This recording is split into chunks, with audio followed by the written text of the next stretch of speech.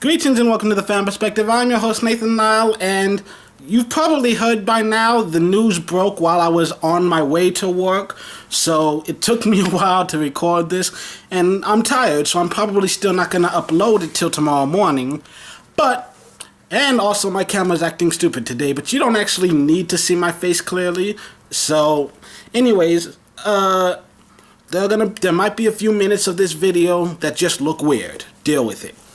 So, Liz Cambage has officially been traded. She has gone to the Las Vegas Aces for, I probably should have double checked this when I got back. I literally just walked in my door 20 seconds ago and turned on the camera.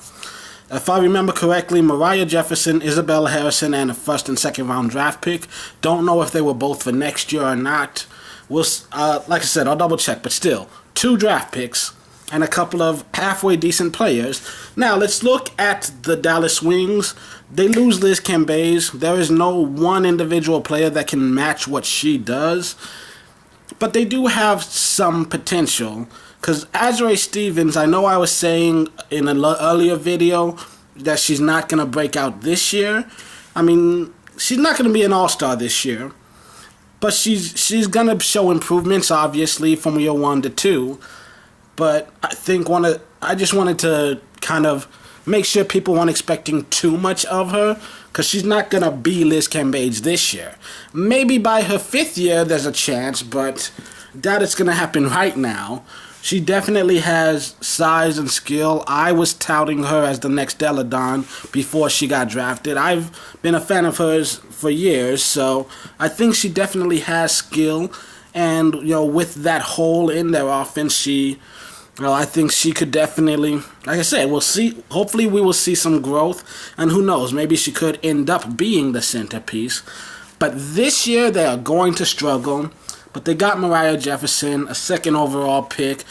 She's definitely shown some flashes of brilliance. Helped they get some depth at the guard spot. Isabel Harrison, I never bothered to check. I kind of forgot about her. Is she playing this year? Because I know last year they said she was out indefinitely. Never got a clear answer on what. It just said personal reasons. So I don't know if she was fighting cancer, had a baby, or if her mom was sick. It could be anything. But either way, in the last time she played a couple years ago, she showed some flashes of brilliance, and I think she does make a good heir apparent to like a Glory Johnson, so I think she'll fit in very well over there. I think the Wings have a good, bright future, but they're still going to struggle right now. I mean, look how things ended when they had Diggins and Cambage. Started off the season fairly well. Fell off at the end, just barely managed to scrape into the playoffs on the very last day after beating a team that I didn't expect to really have a legitimate shot at the playoffs early at the beginning of the season. So I just feel like it's hard to expect anything from Dallas right now. Then you look at Liz Cambage, and honestly, I thought about doing an entire video on her potential landing spots, and I just never got around to it because I didn't have the time. Vegas was one of the top choices.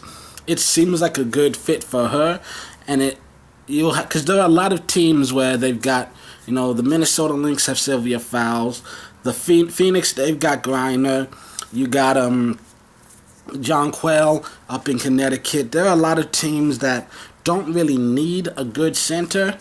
You look at the Aces, the center is probably the weakest position. Yes, I am seeing what's going on at the camera. It looks weird. I am sorry, but like I said, this video is gonna be 2 more minutes. We'll just deal with it. Okay. So yeah, the Aces looked like a good landing spot for her anyways. I figured top choice is Aces. 2nd would be probably Seattle if she doesn't mind the cold weather.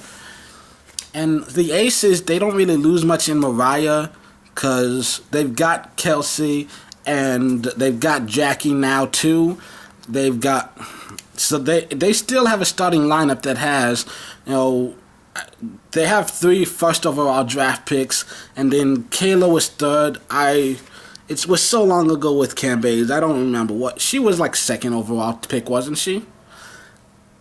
But either way, you got 5 elite players. Well, three of them already established all-stars, and then 2 others with a lot of potential.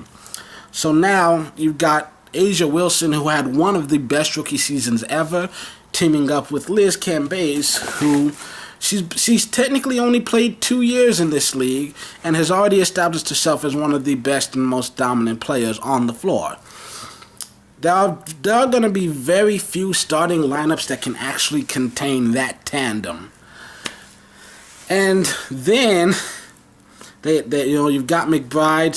She was second in the 3-point shootout last year.